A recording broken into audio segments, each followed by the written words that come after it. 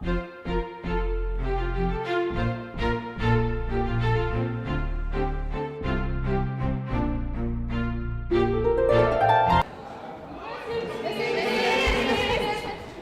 satisfait du déroulement du débat? C'était vraiment un très bon débat. J'étais actuellement surpris que les députés s'approprient autant le sujet qui pouvait sembler un débat d'initiés, mais ils ont vraiment vu le sujet idéologique, éthique derrière Monsieur le la ministre, polémique.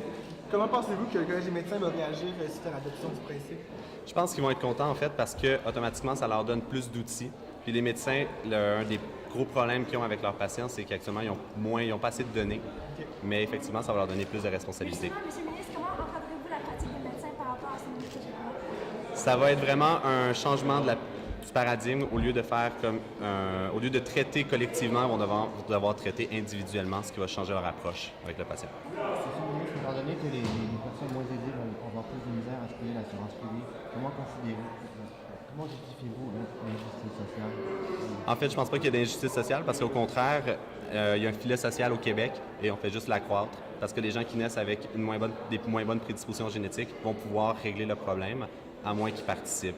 Donc, c'est vraiment de se permettre de justement, comment je pourrais dire, de continuer le filet social du Québec en leur permettant un nouveau déterminant qui n'est pas juste le déterminant économique ou de santé ou éducatif. Monsieur le ministre, compte tenu des multiples facteurs causant les maladies, pourquoi ne toucher que la génétique? Parce que c'est la prochaine barrière et c'est la barrière actuellement qui est disponible pour nous. Le Québec est vraiment fort avec Génome Québec, Génome Canada. On a toutes les universités, on a 4 universités à Montréal qui sont très fortes en génétique. On a investi 250 millions en médecine personnalisée récemment. On a perdu les pharmaceutiques récemment au Québec, mais on a gagné sur la médecine personnalisée. Comment garantissez-vous la confidentialité des données? Est-ce qu'il y a des mesures qui vont être prises? Est-ce que vous avez des idées? Ça, c'est par loi de règlement et la commission parlementaire va sûrement s'attarder sur le sujet parce qu'effectivement, ça a été un point qui a été soulevé, mais j'ai très confiance qu'on va être capable de trouver un moyen de sécuriser les données.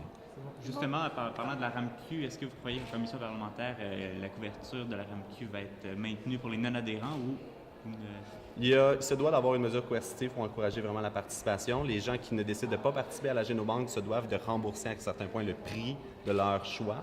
Mais à ce moment-là, c'est quelle mesure coercitive que la commission va adopter. Ça doit avoir une mesure coercitive, mais je pense que la Chambre nous donne le champ libre à ce niveau-là sur le principe.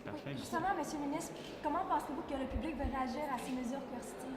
Je pense que les publics vont être au contraire très contents de voir que c'est un projet de société, c'est un projet qui est novateur, c'est un projet qui englobe vraiment tout le monde et que s'il y en a qui ont vraiment des idéologies qui veulent se retirer de vivre dans une collectivité, de vivre dans la société, bien qu'ils vont en payer le prix.